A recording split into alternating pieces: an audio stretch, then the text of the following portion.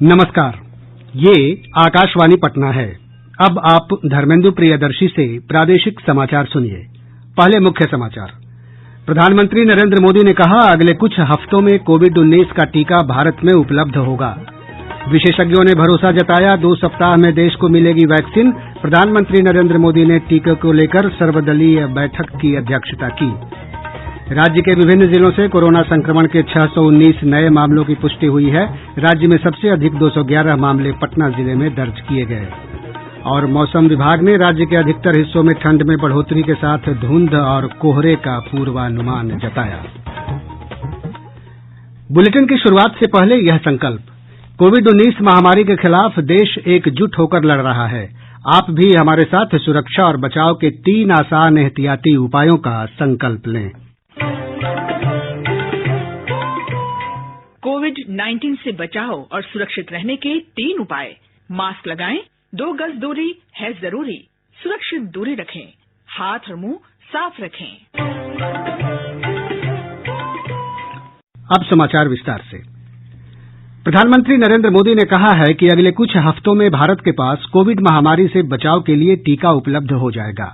महामारी के बारे में वर्चुअल सर्वदलीय बैठक में आज श्री मोदी ने कहा कि भारतीय वैज्ञानिकों को पूरा भरोसा है कि 2 सप्ताह में वे कोरोना महामारी के लिए टीके का विकास कर लेंगे।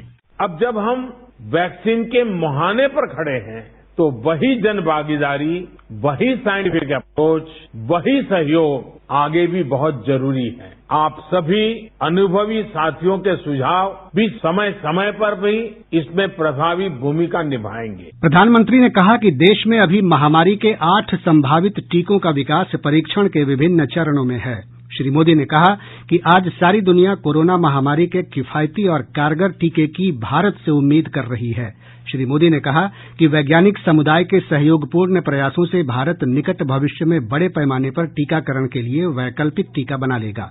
प्रधानमंत्री ने कहा कि अनुसंधान वैज्ञानिकों से टीके को मंजूरी मिल जाने के बाद ही टीकाकरण कार्यक्रम शुरू किया जाएगा।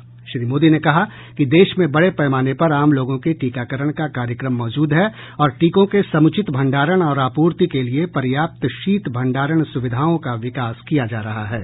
कोल्ड चेन को और मजबूत करने के लिए भी साथ ही साथ अनेक नए प्रकल्प भी चल रहे हैं, कई और नए प्रयास भी चल रहे हैं। भारत ने एक विशेष सॉफ्टवेयर भी बनाया है, कोविन, जिसमें कोरोना वैक्सीन के लाभार्थी वैक्सीन के उपलब्ध स्टॉक और स्टोरेज से जुड़ी रियल टाइम इंफॉर्मेशन रहेगी। श्री मोदी ने कहा कि देश में सबसे पहले स्वास्थ्य कर्मियों और महामारी से निपटने में लगे अग्रिम पंक्ति के योद्धाओं को टीके लगाए जाएंगे। उन्होंने बताया कि टीकाकरण कार्यक्रम की विस्तृत प्राथमिकता सूची राज्यों और केंद्र शासित प्रदेशों के सहयोग से तैयार की जाएगी। प्रधानमंत्री ने कहा कि टीकों का मूल्य राज्य सरकारों के परामर्श से तय किया जाएगा और आम जन के स्वास्थ्य को सर्वोच्च प्राथमिकता दी जाएगी। वैक्सीन की कीमत कितनी होगी, इसे लेकर भी सवाल स्वाभाविक है। केंद्र सरकार इस बारे में राज्य सरकारों के साथ बात कर रही है।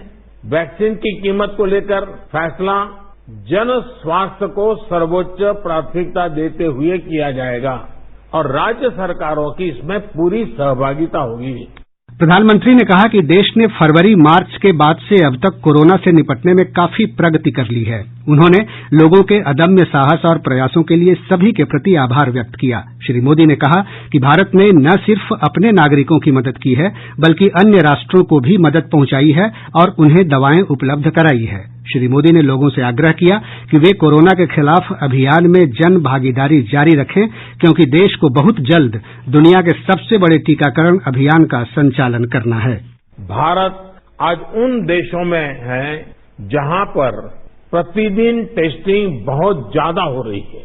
भारत आज उन देशों में है जहां पर रिकवरी रेट भी बहुत ज्यादा है। भारत उन देशों में भी शामिल है जहां पर कोरोना की वजह से होने वाली मृत्यु दर इतनी कम है। भारत ने जिस तरह कोरोना के खिलाफ लड़ाई को लड़ा है, वो प्रत्येक देशवासी की अदम्य इच्छा शक्ति को दिखाता है। प्रधानमंत्री ने अधिकारियों से टीकाकरण कार्यक्रम के बारे में आम जन को जानकारी देने को भी कहा। उन्होंने कहा कि इस तरह के व्यापक अभियानों में ही सही जानकारी से अफवाहें फैलने से रोका जा सकेगा। उन्होंने यह भी कहा कि टीका आने तक लोगों को मास्क पहनने, एक दूसरे के संपर्क में आते समय पर्याप्त दूरी बनाए रखने और बार बार हाथ धोते रहने जैसे एहतियाती उपाय जारी रखने चाहिए। कोविड महामारी पर सर्वदलीय बैठक 3 घंटे चली, जिसमें लोकसभा और राज्यसभा में विभिन्न पार्टियों के सदन के नेताओं ने हिस्सा लिया। बैठक में केंद्रीय मंत्री अमित शाह, राजनाथ सिंह और डॉक्टर हर्षवर्धन ने भी हिस्सा लिया। कांग्रेस नेता अधीर रंजन चौधरी और गुलाम नबी आजाद, टीएमसी नेता डेरेक ओ ब्रायन, डीएमके पार्टी के नेता टीआर बालू, राष्ट्रवादी कांग्रेस पार्टी के प्रमुख शरद पवार तथा कई अन्य पार्टियों के नेताओं ने वीडियो कॉन्फ्रेंसिंग के जरिये भाग लिया। राज्य के विभिन्न जिलों से कोरोना संक्रमण के 619 नये मामलों की पुष्टि हुई है। इसके साथ ही संक्रमितों की कुल संख्या बढ़कर 2,37,968 हो गई है। स्वास्थ्य विभाग की रिपोर्ट के अनुसार पटना जिले में संक्रमण के 211 नये मामले सामने आये हैं। गोपालगंज में 64, मुजफ्फरपुर पूर्णिया में 31, बांका में 20, पूर्वी चंपारण में 19, बेगूसराय में 18, भागलपुर में 16 और वैशाली में 15 नये मामलों की पुष्टि हुई है।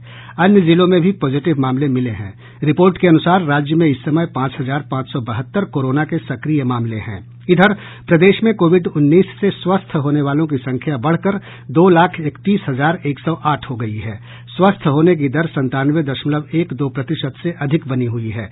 राज्य में हर दिन औसतन 1,26,505 कोविड नमूनों की जांच की जा रही है।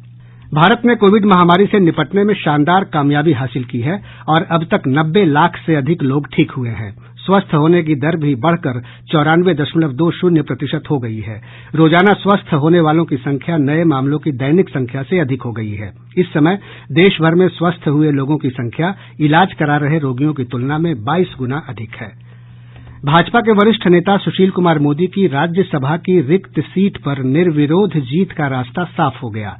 आज नामांकन पत्रों की जांच में दूसरे निर्दलीय प्रत्याशी श्यामनंदन प्रसाद का पर्चा खारिज हो गया। श्री प्रसाद के समर्थन में जरूरी प्रस्तावकों का कोरम पूरा नहीं हो सका। इसके बाद श्री मोदी चुनावी मैदान में एकमात्र प्रत्याशी रह गए हैं। उनकी जीत की औपचारिक घोषणा 7 दिसंबर को की जाएगी। प्रादेशिक समाचार आप आकाशवाणी पटना से सुन रहे हैं। प्रदेश के किसानों को हार्वेस्टर से धान कटाई के लिए अब पास लेना होगा। कृषि विभाग ने इस संबंध में आदेश जारी किया है। आदेश में कहा गया है कि उन्हीं किसानों को हार्वेस्टर से धान कटाई की अनुमति दी जाएगी जो किसान यह लिखित में देंगे कि धान कटाई के बाद खेत में वे पुआल नहीं जलाएंगे। इस नियम का उल्लंघन करने वाले किसानों के विरुद्ध प्राथमिकी दर्ज होगी। साथ ही उनका निबंधन भी रद्द कर दिया जाएगा। निबंधन रद्द होने के बाद किसान 3 साल तक कृषि विभाग की किसी भी योजना का लाभ नहीं ले पाएंगे। पश्चिमी विक्षोभ के प्रभाव से प्रदेश भर के मौसम के रुख में तेजी से परिवर्तन हुआ है। दिन के तापमान में गिरावट आई है। मौसम विज्ञान केंद्र पटना के वैज्ञानिक सुधांशु कुमार ने बताया है कि सुबह और रात में कोहरा अथवा कुहासा छाया रहेगा। आने वाले 48 घंटों तक मौसम में किसी विशेष बदलाव की स्थिति नहीं है, परंतु अधिकांश स्थानों पर सुबह में कुहासा तथा छिटपुट स्थानों पर कोहरा की स्थिति बनी रहेगी और आसमान में धुंध के चादर भी छाए रहेंगे। इधर गया आज राज्य में सबसे ठंडा स्थान रहा, जहां का न्यूनतम तापमान 9.6 डिग्री सेल्सियस रिकॉर्ड किया गया। वहीं पटना का न्यूनतम तापमान 11.2 डिग्री सेल्सियस रहा। भागलपुर में न्यूनतम तापमान 13.6 जबकि पूर्णिया में 14.6 डिग्री सेल्सियस दर्ज किया गया। पटना से आरा को जोड़ने वाले नवनिर्मित कोइलवर पुल पर कल से 9 दिसंबर तक आवागमन बंद रहेगा। भोजपुर के जिलाधिकारी ने इस संबंध में आदेश जारी कर दिया है। 10 दिसंबर को पुल के विधिवत उद्घाटन के बाद आवागमन शुरू हो जाएगा। पुल का उद्घाटन केंद्रीय सड़क परिवहन मंत्री नितिन गडकरी करेंगे। लोक जनशक्ति पार्टी के पूर्व प्रदेश महासचिव केशव सिंह को पार्टी नेतृत्व ने निष्कासित कर दिया है। बिहार विधानसभा चुनाव में हार के बाद केशव सिंह ने पार्टी अध्यक्ष चिराग पासवान से इस्तीफा मांगा था, जिसके बाद यह कार्रवाई की गई है। बिहार निवासी और लक्षद्वीप के प्रशासक दिनेश्वर शर्मा का आज चेन्नई के अस्पताल में इलाज के दौरान निधन हो गया।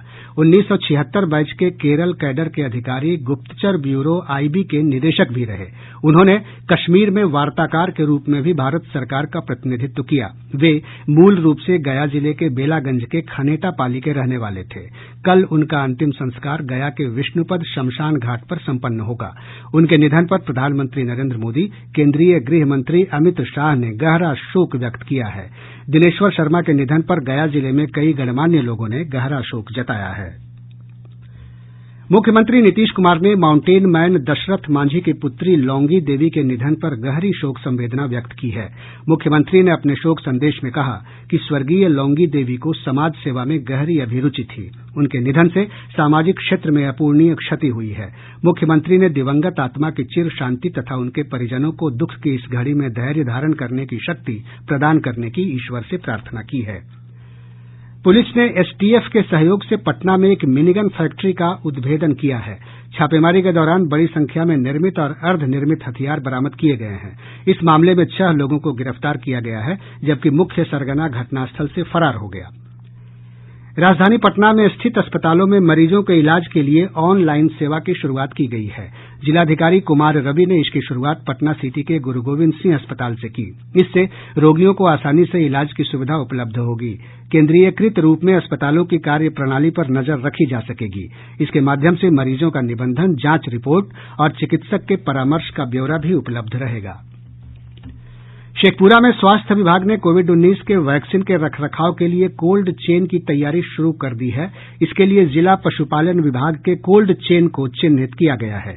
मुंगेर की जिला पदाधिकारी रचना पाटिल ने आज मुंगेर मुख्यालय में कोविड-19 टीकाकरण अभियान के सफल संचालन के लिए जिला स्तरीय टास्क फोर्स की आयोजित पहली बैठक की अध्यक्षता की। सीतामढ़ी जिले में नानपुर थाना क्षेत्र और रीगा थाना क्षेत्र से पुलिस टीम ने भारी मात्रा में विदेशी शराब जब्त किया है। नालंदा जिला मुख्यालय एवं स्मार्ट सिटी बिहार शरीफ में कमांड एंड कंट्रोल सिस्टम के तहत हाई प्रोटेक्टेड सीसीटीवी कैमरे लगाने का काम शुरू कर दिया गया है। और अब अंत में मुख्य समाचार एक बार फिर। प्रधानमंत्री नरेंद्र मोदी ने कहा, अगले कुछ हफ्तों में कोविड-19 का टीका भारत में उपलब्ध होगा। विशेषज्ञों ने भरोसा जताया, 2 सप्ताह में देश को मिलेगी वैक्सीन। प्रधानमंत्री नरेंद्र मोदी ने टीके को लेकर सर्वदलीय बैठक की अध्यक्षता की। राज्य के विभिन्न जिलों से कोरोना संक्रमण के 619 नए मामलों की पुष्टि हुई है। राज्य में सबसे अधिक 211 मामले पटना जिले में दर्ज किए गए। और मौसम विभाग ने राज्य के अधिकतर हिस्सों में ठंड में बढ़ोतरी के साथ धुंध और कोहरे का पूर्वानुमान जताया। इसके साथ ही आकाशवाणी पटना से प्रसारित प्रादेशिक समाचार का यह अंक समाप्त हुआ। कोविड-19 से बचाव और सुरक्षित रहने के 3 उपाय। मास्क लगाएं, 2 गज दूरी है जरूरी, सुरक्षित दूरी रखें, हाथ और मुंह साफ रखें।